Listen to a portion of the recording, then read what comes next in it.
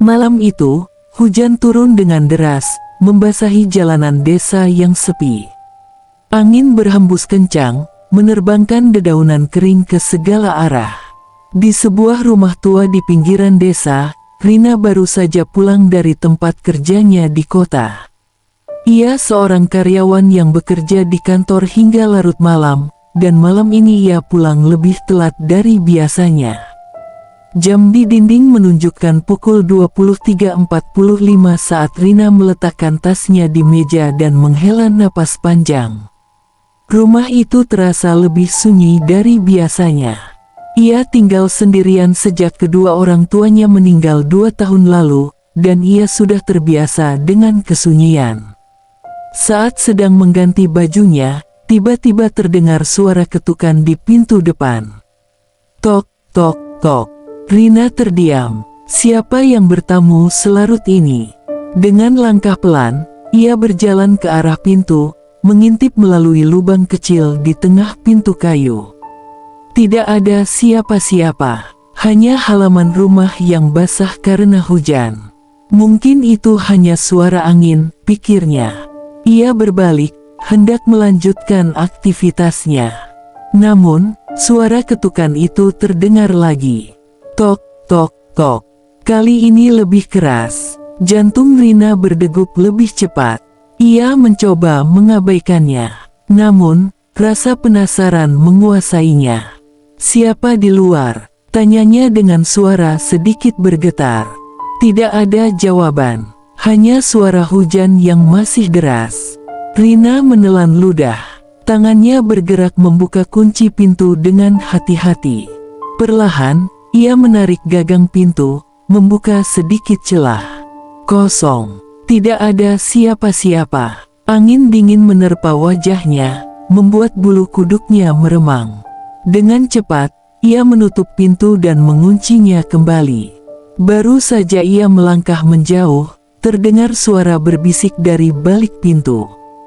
"Jangan buka." Suara itu pelan, serak, dan terdengar begitu dekat. Seakan ada seseorang yang berbisik tepat di telinganya. Rina merinding. Ia mundur perlahan, memegang dadanya yang terasa sesak. Pikirannya mulai kacau. Apa yang sebenarnya sedang terjadi? Belum sempat ia berpikir lebih jauh, suara ketukan itu terdengar lagi. Kali ini lebih aneh. Tok, tok, tok. Lalu, suara bisikan tadi terdengar lagi.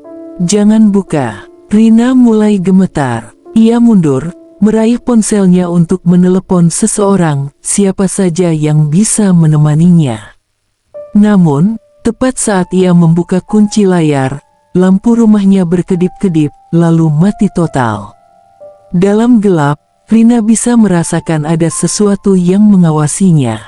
Ia ingin menjerit, tapi suaranya tercekat di tenggorokan. Tiba-tiba, terdengar suara lain. Kali ini bukan ketukan, tapi suara langkah kaki. Tep, tep, tep. Langkah itu terdengar dari dalam rumahnya. Dari belakangnya. Dengan tangan gemetar, Rina menyalakan senter ponselnya, mengarahkannya ke seluruh ruangan. Tidak ada siapa-siapa, tapi ia bisa merasakan kehadiran sesuatu. Udara di sekelilingnya terasa lebih dingin. Lalu, sesuatu yang mengerikan terjadi. Di depan pintu rumahnya, samar-samar, muncul bayangan hitam. Wujudnya tinggi, kurus, dengan mata merah menyala. Bayangan itu menatap Rina tanpa bergerak. "Jangan ketuk pintu 3 kali." Suaranya lirih, tapi menusuk hingga ke tulang. Rina ingin berlari, tapi tubuhnya seakan terpaku di tempat. Jantungnya berdetak begitu cepat hingga terasa sakit.